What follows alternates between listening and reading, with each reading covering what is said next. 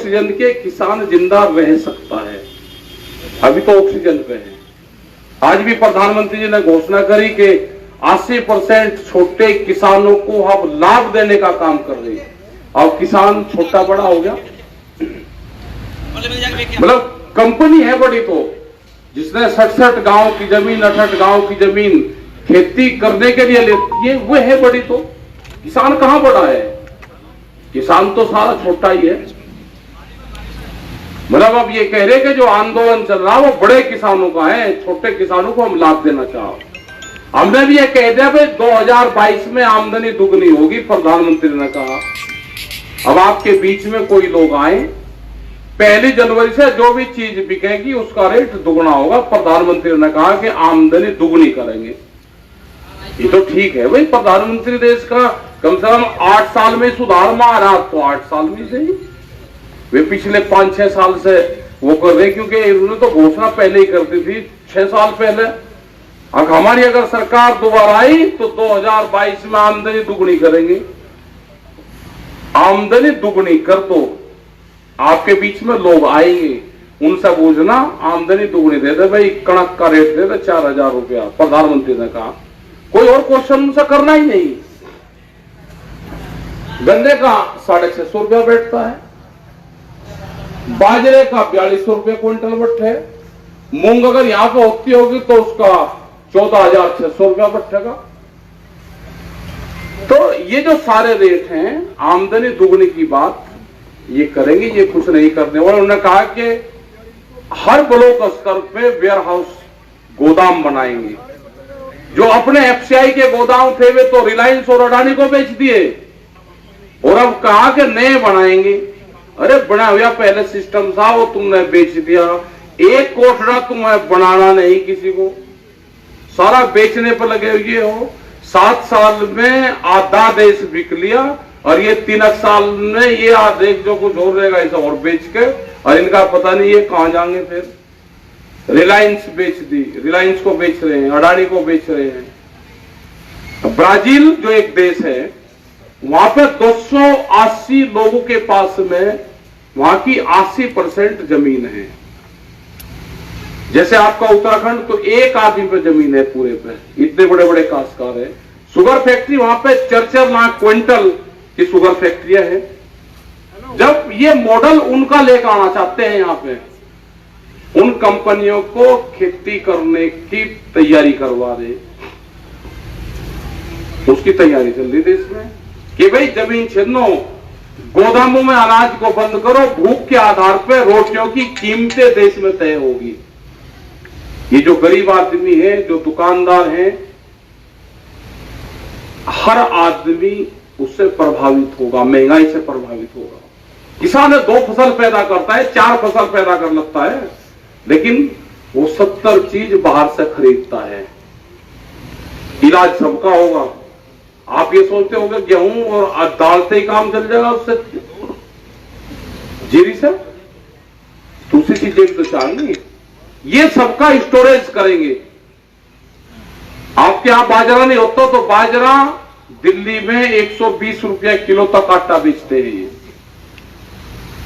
आपके यहां पर उड़द पैदा नहीं होता तो ये उड़द के महंगे रेट देंगे, उड़द वाले को लुटेंगे, यहां पे महंगा देंगे। जो बीच का काम है वो ये कंपनी करना चाहती है। अब भोजन पे अधिकार जमाना चाहती है।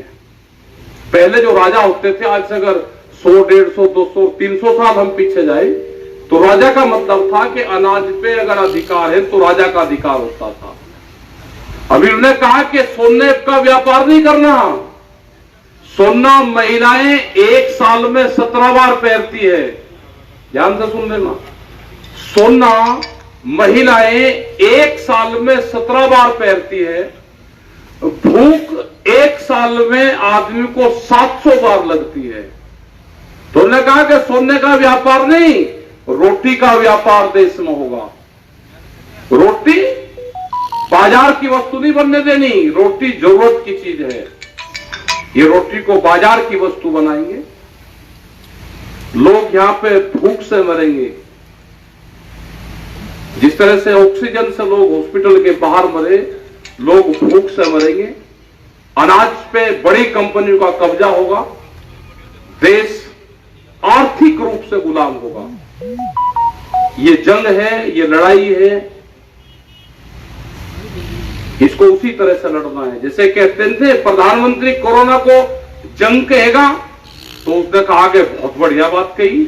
हमने किसानों ने इस आंदोलन को जंग कह दिया, कह लगे तो लड़ाई की तैयारी कर रहे। हाँ, लड़ाई की तैयारी कर रहे।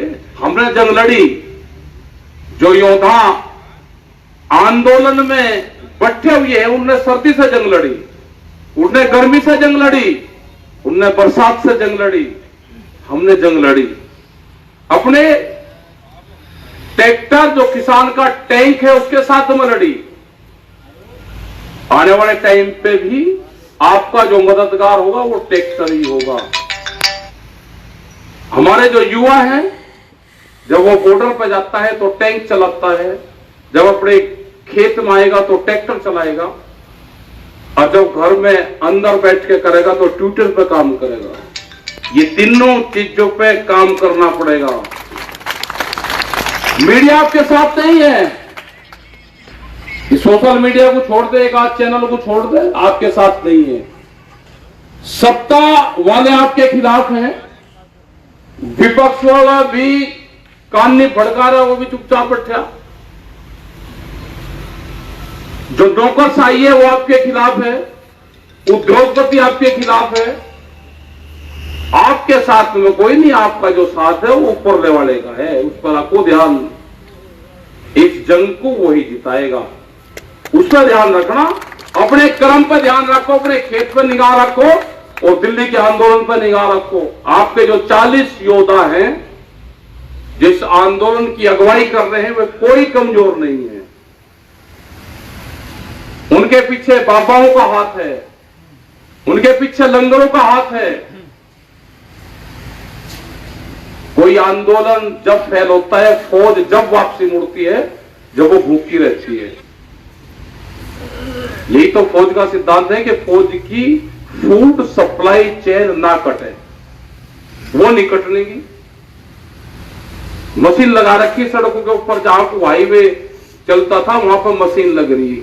आने वाले जब 50 साल बाद में कोई आएगा, जो बच्चे अभी 2-2, 3-3 और 10-10 साल के, वे कहेंगे जिस आंदोलन में यहां पर हम भी रहे, यहां पर हमने रोटी खाई बैठ के इस जगह पे। वो देखेंगे जिस आदमी ने मेरठ का आंदोलन देखा। जब हम मेरठ के किसी भी गांव में जाते हैं तो हम सिर्फ एक बात पूछते हैं कि इस घर से 2 प्रसाद बना के भेजे, तो वे कहते हैं जी हमारे घर से भी गया, हमारी माताओं ने यहां से रोटी लंगर बना के भेजा है आंदोलन में। तो यही आंदोलन याद करा जाएगा। कोई आंदोलन में वहां तक गया, वो नहीं गया। किसी ने इस आंदोलन में एक मुट्ठी अनाज दिया, उसका भी सहयोग। किसी ने तन से सेवा करी, किसी ने धन से सेवा करी, किसी ने मन से सेवा करी, किसी ने भाव से सेवा करी। उन सबका धन्यवाद है। ये आंदोलन सबका है और ये आंदोलन को यूथ जिताएगा। पहला आंदोलन में युवा कम आता था, वो खेती से नफरत करता था। आज अगर आपकी जान बचाएगा, आपका रोजगार होगा, तो इसी आंदोलन से, इसी खेत से आपको रोजगार पैदा करने पड़ेंगे। आपको जमीन नहीं बेचनी। जो आदमी जब जमीन बेच देगा, कोई व्यापार करना, उस जमीन को दोबारा नहीं खरीद सकता। जमीन नहीं बेचनी, इसी में ही रोजगार पैदा करने हैं। आप यहाँ पे रुके हुए हो, बहुत टाइम आपको हो गया, आगे भी संगत बैठी हुई है। और ये यात्रा, किसान क्रांति यात्रा, किसान तिरंगा यात्रा, जो नानक मत्था गुरु घर से शुरू हुई, ये आगे तक जाएगी। और हम रात तक उम्मीद है कि मंजिल के कुछ वहां तक पहुंचेंगे। अभी 5 तारीख का बड़ा प्रोग्राम मुजफ्फरनगर में है, आप लोग सब उसमें भी आए। बड़ी पंचायत होगी, रास्ता किसी को कहां तक मिलेगा। एक मेला है, उस मेले को देखने जरूर आओ।